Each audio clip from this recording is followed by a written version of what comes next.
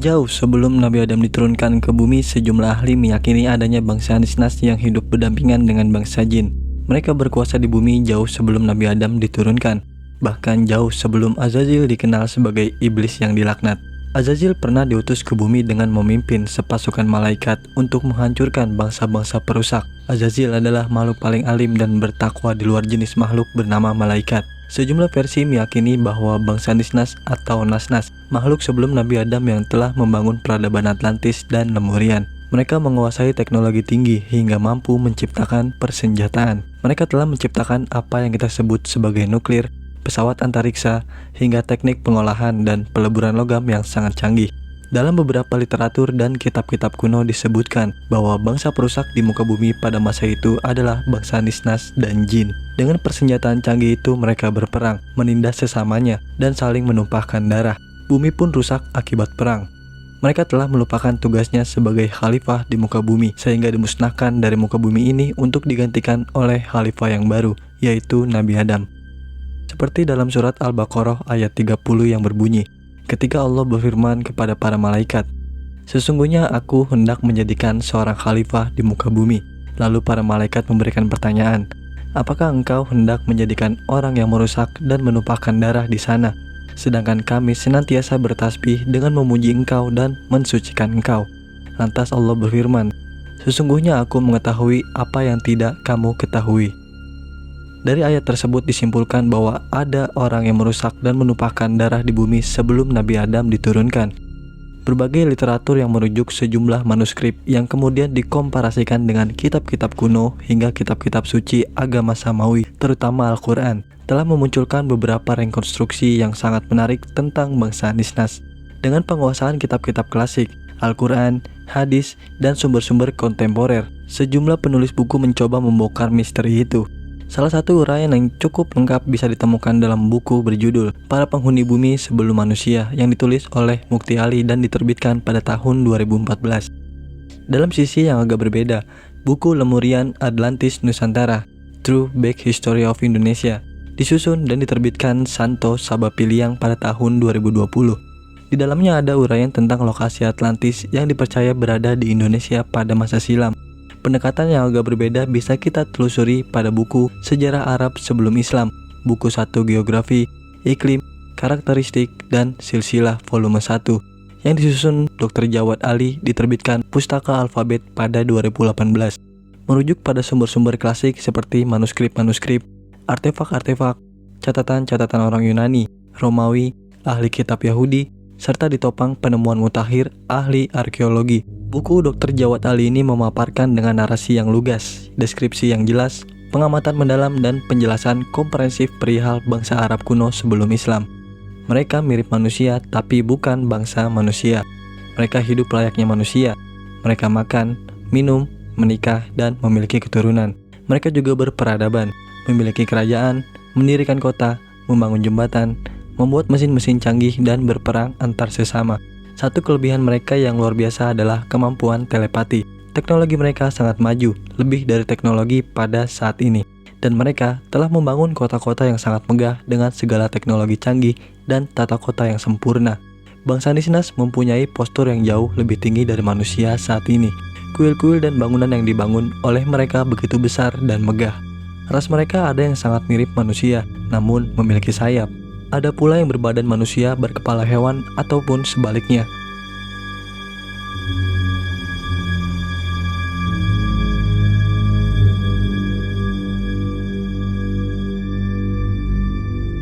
Musnahnya bangsa Nisnas diawali dengan kedatangan pasukan langit yang membuat mereka sangat panik. Mereka dimusnahkan bersama kesombongan mereka terhadap ilmu pengetahuan dan teknologi yang mereka miliki. Mereka dimusnahkan dari planet bumi untuk digantikan oleh khalifah yang baru, yaitu Nabi Adam. Ilmu pengetahuan saat ini menyebut Nabi Adam dan semua keturunannya dengan istilah Homo sapiens. Beberapa catatan menyebutkan bahwa sebagian kecil di antara bangsa Nisnas berhasil menyelamatkan diri. Ada pula yang melarikan diri ke bawah samudra di palung-palung terdalam. Ada yang melarikan diri ke dalam rongga bumi dan membangun peradaban mereka kembali, yang saat ini kerap diduga memiliki nama sebagai bangsa Agartha. Bangsa Nisnas dipercaya hidup jauh di utara bumi dekat kutub utara. Salah satu tempat yang dipercaya menyisakan peninggalan bangsa Nisnas adalah kota Spitsbergen. Di kota ini terdapat banyak peninggalan dari bangsa yang telah musnah ini, seperti lukisan-lukisan manusia bersayap ataupun makhluk setengah hewan. Muncul teori bahwa pada zaman tersebut makhluk-makhluk setengah hewan memang eksis di bumi. Tak heran, di berbagai penjuru dunia kita dapat menemukan berbagai artefak atau lukisan manusia setengah binatang. Orang-orang juga menghubungkannya dengan Putri Duyung. Dengan sisa-sisa teknologi antariksa yang mereka miliki, banyak dugaan bahwa mereka menyebar ke planet-planet yang jauh untuk membentuk koloni dan membangun peradaban mereka kembali. Sesekali mereka berkunjung ke bumi dan manusia modern menyebut mereka dengan istilah alien. Pesawat-pesawat antariksa mereka sangat misterius bagi manusia di bumi sehingga disebut sebagai benda terbang tak dikenal atau UFO. Berbagai artefak kuno mengisyaratkan bahwa mereka sudah kerap kali mengunjungi berbagai peradaban kuno di masa lampau. Laporan UFO sighting atau penampakan UFO bahkan berjumlah ratusan dari berbagai penjuru dunia sampai hari ini. Artefak yang ditemukan sejumlah arkeolog di Turki pada 1973 seperti dikutip dari Ancient Code sangat mencengangkan bagi para ilmuwan. Artefak itu ditemukan di kota Tuspa yang kini bernama Toprakel. Para arkeolog memperkirakan artefak itu berusia lebih dari 3000 tahun, terbuat dari batu mulia berbahan lunak. Artefak itu digambarkan seperti patung mirip roket atau pesawat luar angkasa yang jelas terlalu modern di zamannya. Terdapat juga satu mesin besar dan 4 knalpot di bagian belakang. Di bagian tengah terdapat ruang yang mirip kabin atau kokpit dengan pilot tunggal. Jelas terdapat satu pilot duduk, namun sayangnya kepala patung itu sudah tidak ada. Sejumlah arkeolog yang meneliti mencoba menerka maksud artefak misterius ini. Menurut mereka, artefak ini merupakan elemen kunci dalam teori astronot kuno. Sementara yang lain mempercayai bahwa orang-orang Turki kuno pernah melihat alien atau makhluk luar angkasa terbang melintas wilayah kerajaan Urartu pada masa itu. Kini artefak pesawat ruang angkasa ini disimpan di Museum Arkeologi Istanbul. Seorang direktur peneliti astronot kuno dan arkeologi bernama Saukalos mengatakan dalam sebuah wawancara televisi, "Saya yakin kita akan melakukan kontak resmi dengan alien dalam 50 tahun ke depan," kata Saukalos saat diwawancara oleh Travel and Leisure pada tahun 2018, 4 tahun sebelum adanya penampakan UFO yang direkam Pentagon pada tahun 2022 lalu. Saukalos sering melakukan perjalanan lintas negara untuk mencari fakta bahwa alien tidak hanya mengunjungi bumi, tetapi juga memainkan peran penting dalam sejarah peradaban manusia. Tempat-tempat itu termasuk Mesir, tempat ia dan timnya menjelajahi Saqqara, tanah pemakaman kuno yang luas, dan lokasi ruang bawah tanah yang disebut Serapeum, ruang bawah tanah raksasa yang menampung sarkofagi besar atau peti-peti berukuran raksasa yang terbuat dari pualam dan batu garam. Peti-peti itu diperkirakan seberat antara 70 dan 75 ton, dan tutup peti itu diperkirakan seberat 20 hingga 25 ton, yang membuat kita harus bertanya-tanya bagaimana peti-peti itu bisa dibuat. Saukalos mencatat bahwa dia tidak menyatakan bahwa alien membangun peti-peti tersebut. Ia justru merasa alien mewariskan pengetahuannya dan memberitahu nenek moyang manusia mengenai cara pembuatannya. Saukalos mengatakan bahwa ilmu ini pemberian makhluk luar angkasa, persis seperti yang dikatakan teks-teks Mesir kuno. Saukalos juga memiliki satu destinasi idaman untuk perburuan aliennya, yaitu kota Sardinia di Italia. Ia mengatakan kota itu syarat dengan reruntuhan zaman purba yang menarik untuk diamati, karena menurutnya alien datang ke bumi pada zaman prasejarah. Teori mengenai penampakan alien dan UFO juga ramai di Indonesia. Keberadaan alien dan UFO ditautkan dengan Gua Kontilola di Wamena, Papua, dan Candi Borobudur di Magelang, Jawa Tengah. Pertanyaan besarnya, benarkah mereka adalah sisa-sisa bangsa Nisnas yang kembali berkunjung ke bumi? Dalam buku Para Penghuni Bumi Sebelum Manusia yang ditulis oleh Mukti Ali, memberi jawaban mengenai siapa bangsa yang ada di bumi sebelum Nabi Adam. Buku tersebut bukan buku fiksi, namun juga tak dapat disebut sebagai buku ilmiah standar. Di dalamnya menceritakan kisah-kisah makhluk tak kasat mata, namun tanpa dilekati referensi yang memadai. Pada halaman 75 tertulis tentang makhluk yang menghuni bumi sebelum manusia. Hal itu sebagaimana digambarkan dalam surat Al-Hijr ayat 27 yang artinya, "Dan kami telah menciptakan jin sebelum Adam dari api yang sangat panas." Diperkuat dengan keterangan Ibnu Abbas halaman 12. Setelah Allah menciptakan langit dan bumi dengan segala sifatnya, gunung-gunung telah ditancapkan, angin telah dilepaskan, di bumi telah ada binatang-binatang liar dan bermacam-macam burung. maka buah-buahan mengering dan berjatuhan ke bumi.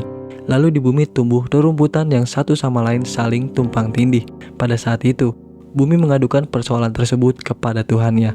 Atas pengaduan itu, Allah menciptakan umat yang beraneka ragam dan berlainan jenis yang diberi nama jin.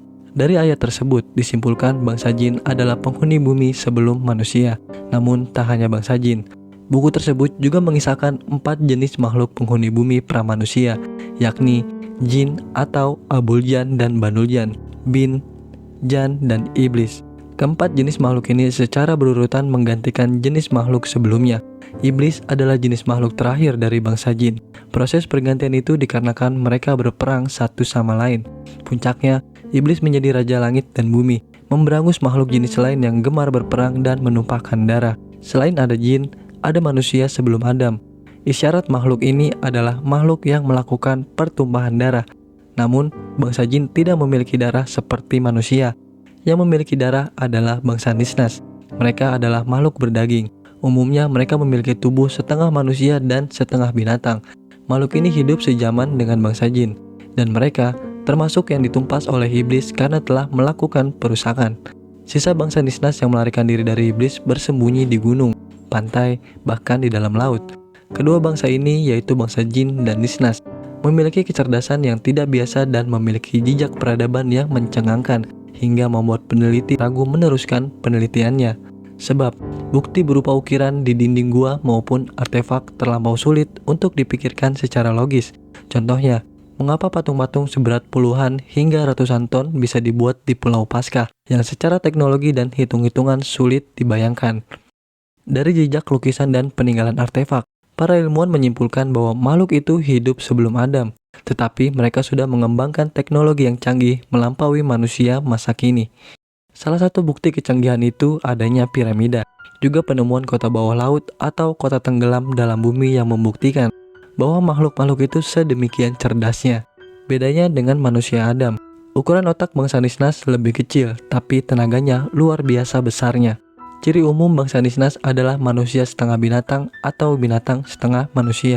Misalnya seperti manusia berkepala burung dari Mesir kuno. Disebutkan juga bangsa Nisnas yang membangun peradaban Atlantis yang telah lama didongengkan oleh Plato. Tapi kemudian Arsio Santos menerbitkan buku Atlantis yang hadir untuk membenarkan bahwa Atlantis bukanlah sekedar dongeng. Hanya letak bayangan Atlantis dari Plato meleset dari posisi yang ditemukan oleh Arsio Santos. Menurut Arsio Santos, Atlantis berada di Indonesia. Buktinya, manusia Garuda, manusia bersayap, persawahan terasiring, Candi Borobudur, iklim tropis, dan gunung api yang banyak berada di Indonesia. Hal itu menjadikan Indonesia sebagai nenek moyang peradaban dunia dengan Sundaland sebagai pusatnya. Namun kemudian Atlantis tenggelam, makhluk seperti manusia juga menghilang. Bangsa Nisnas musnah dan sisa-sisa dari mereka yang bertahan dianggap dewa oleh Orde manusia karena memiliki kemampuan magis atau tidak logis. Tak heran, di berbagai penjuru dunia banyak ditemukan artefak manusia setengah binatang, termasuk di Indonesia. Kota-kota yang sebelumnya dibangun dengan megah, beberapa sempat diamankan dari kehancuran itu. Kota itu disembunyikan ke dimensi lain, seperti dikenal peradaban Lemuria. Jadi menurut kalian, apakah bangsa Nisnas benar keberadaannya?